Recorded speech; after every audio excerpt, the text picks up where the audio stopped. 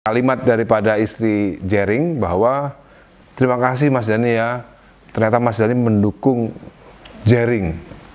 Nah ini jangan salah paham ya, jangan salah paham. Saya tidak mendukung Jering dalam pernyataannya ngata-ngatain ID itu kacung.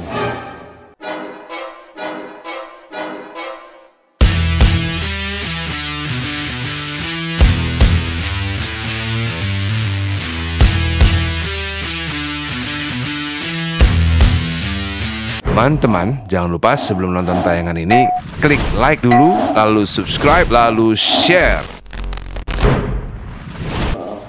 Perlu diluruskan juga, teman-teman, kita mengadakan diskusi ini bukan berarti loh ya, bukan berarti, jadi gini, hari ini saya ditelepon sama istrinya Jering, ya ditelepon. Sampai nelpon Mas ya? Iya, mengucapkan terima kasih. Menyampaikan bahwa si Jering juga mengucapkan suwun gitu ya katanya. Nah, yang saya agak belum srek itu adalah kalimat daripada istri Jering bahwa terima kasih Mas Dhani ya, ternyata Mas Dhani mendukung Jering. Nah ini jangan salah paham ya, jangan salah paham. Saya tidak mendukung Jering dalam pernyataannya ngata-ngatain ID itu kacung. Jadi ini perlu dijelaskan. Jadi saya tidak mendukung Jering ngata-ngatain ID itu kacung, karena menurut saya kalau kita mau lihat objektif lagi, sebenarnya ID itu nggak punya salah apa-apa dalam kasus ini. Ya. ID itu bukanlah satu entitas yang harus dikata-katain sama beli Jering ini gitu, karena ID itu bukan pembuat regulasi. ID itu bukan pembuat regulasi. Kalau mau ngata-ngatain ini, menurut saya salah. Mas ya? Menurut saya salah gitu, dan perlu diklarifikasi dalam tayangan ini bahwa saya bukan membela Jering, membela Jering ngata-ngatain ID, bukan. Tapi saya membela Jering ketika dia harus terjerat kasus ini yang seharusnya tidak dia terjerat gitu. Lebih kepada persoalan hukumnya. Lebih kepada persoalan hukumnya, kita melihatnya lebih objektif ya. Gitu. Itu kalimat-kalimat terakhir saya untuk episode ini.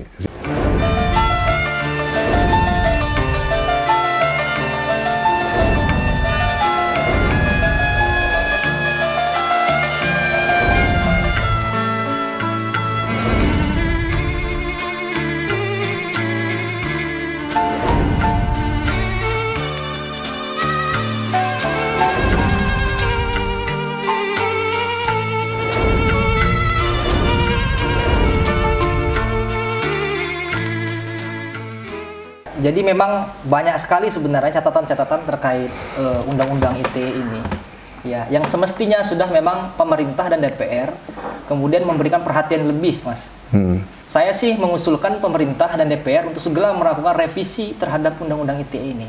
Karena begini sejarahnya, saya pernah diskusi dengan salah seorang pembentuk undang-undang yang Saudara Aji sampaikan tadi, bahwa sebenarnya undang-undang ITE ini dibentuk untuk merespon terjadinya digitalisasi bisnis. Yaitu berkaitan dengan perkembangan e-commerce. Tapi anehnya, pasal yang lebih eksis justru pasal-pasal berkaitan dengan pencemaran nama baik, ujaran kebencian.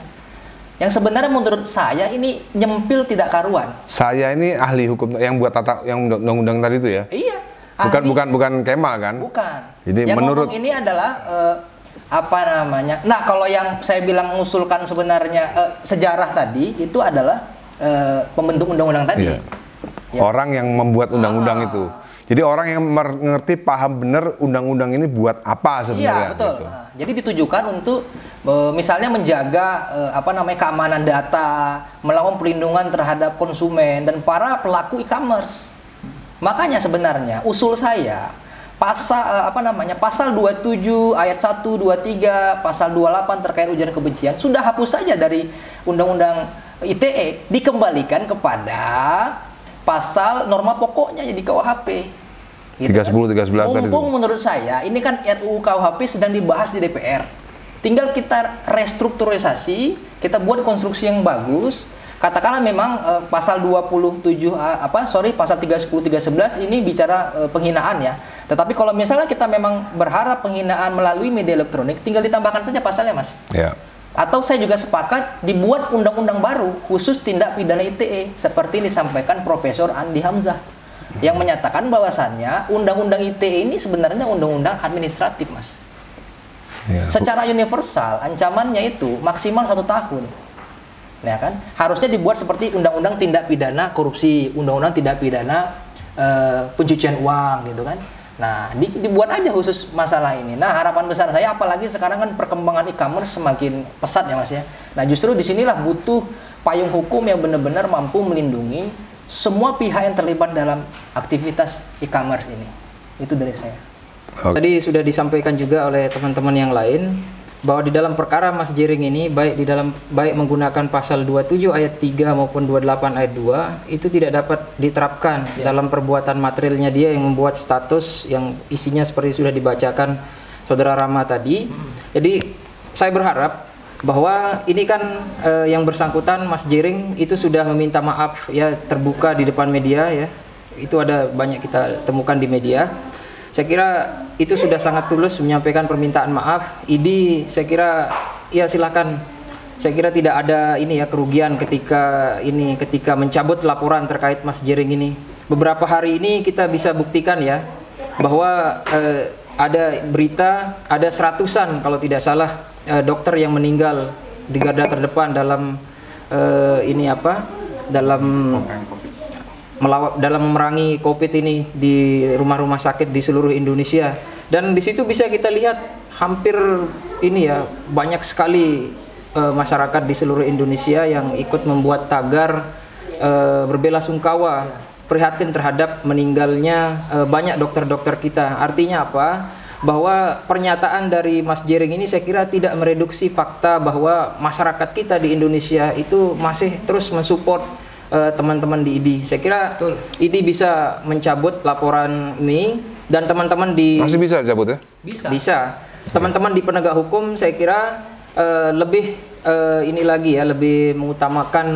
lebih mengutamakan pendekatan restoratif sebagaimana aturan yang dikeluarkan terakhir oleh Jaksa Agung nomor 15 tahun 2020 kalau tidak salah. Jika kerugiannya sangat kecil dan pelapor sudah menarik laporan, kenapa tidak ini dihentikan ya perkaranya.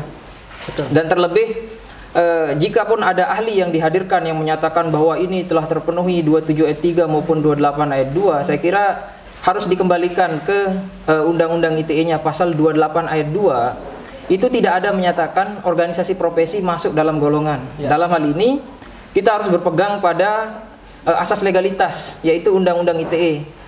Prinsip umum yang berlaku, tidak bisa doktrin hukum pendapat ahli itu mengalahkan asas legalitas undang-undang, karena asas legalitas itu memberikan kepastian hukum yang jelas. Nah, itu saja kita kembali ke situ bahwa antar golongan itu Sorry, tadi apa? Azas profesi. Jangan sampai pendapat ahli tadi apa? Jangan sampai doktrin atau pendapat ahli itu mengalahkan asas legalitas. Azas legal. Jangan sampai ahli pidana atau ahli saksi pidana. ahli itu melampaui mungkin ya, melampaui azas legalitas ya, melampaui ya berarti ya. Walaupun sama-sama sumber hukum. Ya. Karena begini, Maksud gua ada terusannya juga, jangan sampai nanti keyakinan hakim pun juga melampaui azas legalitas itu tadi kan, sehingga hakim memutuskan berdasarkan keyakinannya. Udah tidak lagi ini. Jadi karena pendapat ahli itu kan tidak mengikat. Mungkin saja sudah dipanggil ahli, makanya penyidik berkeyakinan sehingga penetapan tersangka. Tapi ingat bahwa keterangan ahli doktrin ilmu hukum itu tidak mengalahkan asas legalitas. Hakim itu hanya terikat oleh asas legalitas undang-undang, tidak terikat oleh ahli, saya kira. Dan pasti itu 27 ayat 3 tidak bisa diterapkan. Sudah ada putusan Mahkamah Konstitusi 50 2008, 2 2009 seperti disampaikan Saudara Kemal. 28 ayat 2 tidak bisa diterapkan juga karena antar golongan itu tidak termasuk organisasi profesi. Saya kira itu. Oke. Mas Dhani mengundang kita ini untuk membahas Undang-Undang ITE yang pernah dirasakan nih sama Mas Dhani ketika di Surabaya kemarin karena pasal 27 ayat 3. Kalau satu dari saya setuju untuk diadakannya revisi Undang-Undang ITE. Cukup itu saja. Oke. Oke, dari kami mungkin kepada teman-teman ini tetap berjuang ya, mudah-mudahan mampu yang memberikan yang terbaik buat bangsa dan negara. Tetap sabar dalam perjuangan ini, insya Allah kalian adalah yang terbaik buat bangsa Indonesia. Oke teman-teman, usai sudah kita tadi membahas sebuah kasus hukum yang mungkin bisa menjadi pencerahan bagi penonton Video Legend. Mungkin juga ada mahasiswa atau mahasiswi yang kuliah hukum bisa bermanfaat nonton Video Legend kali ini. Dan semua yang kita bicarakan tadi itu ada di dalam buku ini. Jadi ini yang selalu sering saya bilang, nabinya KUHP, R. Susilo. Ada juga ini, Guru Besar Hukum Pidana. Jadi apa tadi yang kita bicarakan semua ini, semuanya kita sumbernya dari sini, bukan mengada-ada gitu. Jadi pentingnya kita untuk mempunyai azas legalitas. Ini tadi yang disebut oleh Saudara Aziz tadi, azas legalitas. Jadi jangan sampai pendapat ahli hukum itu melampaui ini, melampaui buku ini. Apalagi ketika hakim mempunyai keyakinan dan memutuskan sesuatu yang di luar daripada azas legalitas yang ini, gitu. Oke, teman-teman, sampai ketemu lagi di kuliah malam berikutnya. Terima kasih semua. Semua ini adalah tim pengacara lawyer dari Saudara Alvin Rahardian and partners. Mereka ini partnernya. Kalau saya partner in crime. Yang saya sampaikan adalah mengingatkan kepada seluruh anak bangsa tentang sejarah kelam, di mana ideologi Pancasila akan diganti dengan ideologi komunis. Dan saya dengan keyakinan saya menyampaikan ini dengan landasan-landasan yang benar. Apabila itu ada yang mengatakan saya provokasi dan tidak pertanggungjawaban, saya siap mempertanggungjawabkannya. Tapi alangkah anehnya orang berbuat baik dan benar untuk mengingatkan bangsa dianggap provokasi. Pasal mana itu, bahasa mana itu? Apa sebenarnya target utama seorang Gatot Nurmantio, purnawirawan, tapi tetap memberikan statement seperti ini? Bukan target, tetapi naluri saya mengatakan bahwa sebenarnya, Rosi, korban yang banyak itu adalah umat Islam dan para ulama. Sejak 48 dan seterusnya, sampai 68 terakhir di Blitar Selatan. TNI juga banyak, PKI juga banyak. Tetapi umat Islam dan TNI, dia tidak punya dendam. Buktinya, Richard Channing, aku bangga anak PKI, nggak diapa-apain. Tetapi PKI, mereka selalu berkumpul bersama-sama membuat kegiatan-kegiatan. Buktinya, sejak selesai reformasi, dulu zamannya Rosi dengan saya sekolah, pelajaran pokok agama, bahasa Indonesia, civic, budi pekerti, ada pelajaran pokok, mendapat merah, tidak naik kelas. Ada pelajaran tentang Pancasila, sejarah Pancasila. Itu semuanya dihapuskan. Bukan jadi pelajaran pokok, bahkan pelajaran tentang Pancasila, pemberontakan G30 dihapuskan. Ini kan yang bisa melakukan seperti ini kalau bukan kekuatan luar biasa, siapa lagi itu? PKI. Makanya Rosi, ya, kalau sekarang diadakan survei generasi milenial, pasti lebih 80% mereka tidak percaya PKI bangkit. Pak Gatot mempercayai, meyakini masih ada gerakan-gerakan untuk membangkitkan PKI? Ada, tanda-tandanya jelas ada kok. Richard Channing aja ngomong, ada sekitar 15-20 juta, dan akan rekonsiliasi, bahkan TAP MPR nomor 25 tahun 66 pun akan diganti. Apa itu bukan PKI? Nah, kalau ini tidak diingatkan, di dalam era keterbukaan seperti ini, tidak sadar, tiba-tiba terjadi lagi peristiwa kelam dengan korban banyak. Saya sebagai purnawirawan, apakah saya salah mengingatkan ini kepada anak bangsa? Apa yang dikatakan oleh Pak Gatot, ini sesuatu yang sangat serius. Karena Pak Gatot mengatakan bahwa gerakan untuk membangkitkan PKI itu masih nyata dan real di masyarakat kita. Bukankah negara-negara seperti Rusia, China yang sudah menjelma menjadi kapitalis, paham komunisme itu tidak lagi laku dijual. Apa yang membuat seorang Jenderal Purnawirawan Gatot Nurmantio meyakini paham itu masih bisa dibeli, masih bisa termakan oleh masyarakat? Rosi, silakan ke Tiongkok. Apakah tidak ada komunis di sana? Partai komunis yang berkuasa di sana. Masih ada di sana. Semua lewat partai komunis, apapun pakai partai komunis. Bahkan di sini pun belajar ke sana. Untuk apa kalau belajar sana? Partai komunis di sini. Di sini partai komunis masih ada. Komunis tidak laku dijual, ya, secara internasional. Tapi di sini masih indikasinya ada jelas. Yang tadi saya katakan, kekuatan bagaimana kekuatan membuat pelajaran tidak ada. Jadi Anda meyakini betul kekuatan untuk membangkitkan PKI masih ada di Indonesia? Saya masih ada, bahkan saya tahu data-data yang tidak saya bongkar di sini. Baik, saya tahu jangan cuma diisukan PKI bangkit lagi. Tadi Bapak kan sempat mengatakan ada gerakan, ada perkumpulan-perkumpulan PKI begitu. Bapak tahu mereka, kenapa nggak langsung ditangkap, Pak? Saya tanya, Richard Ciptani mengatakan aku bangga anak PKI, kan gitu. Kemudian pakai masuk parlemen.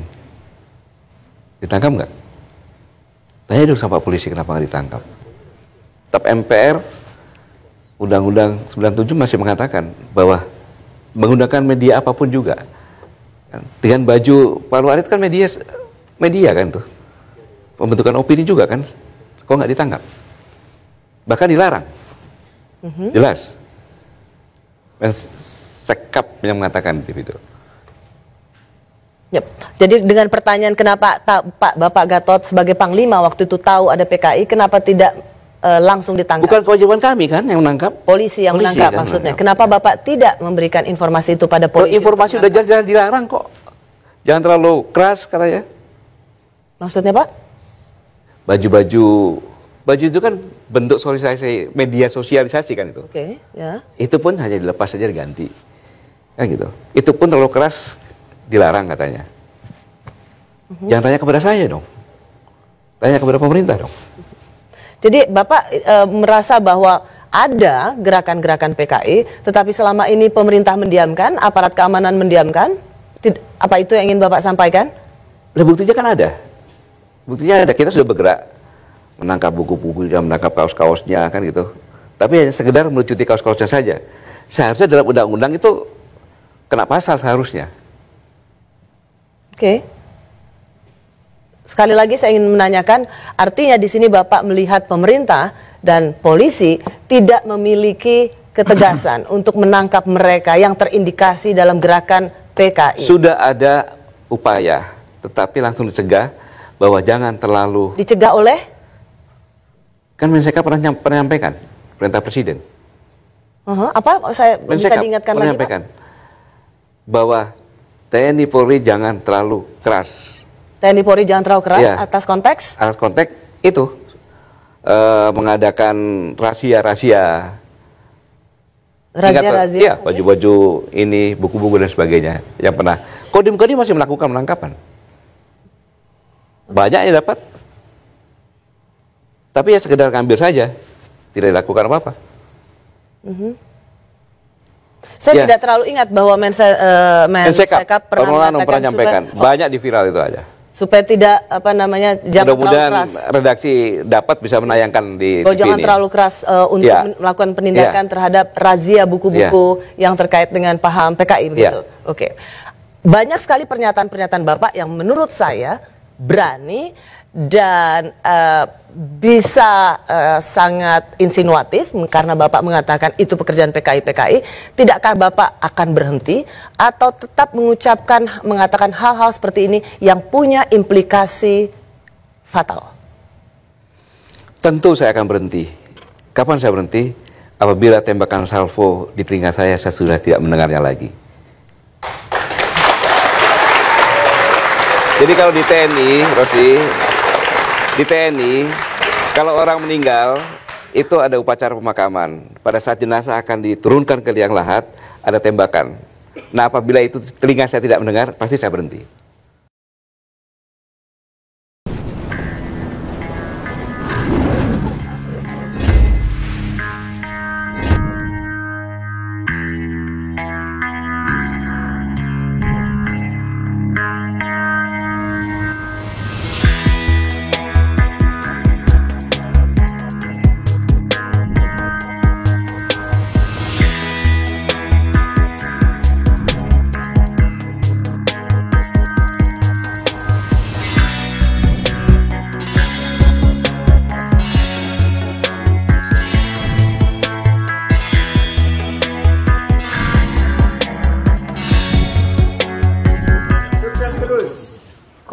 Edi.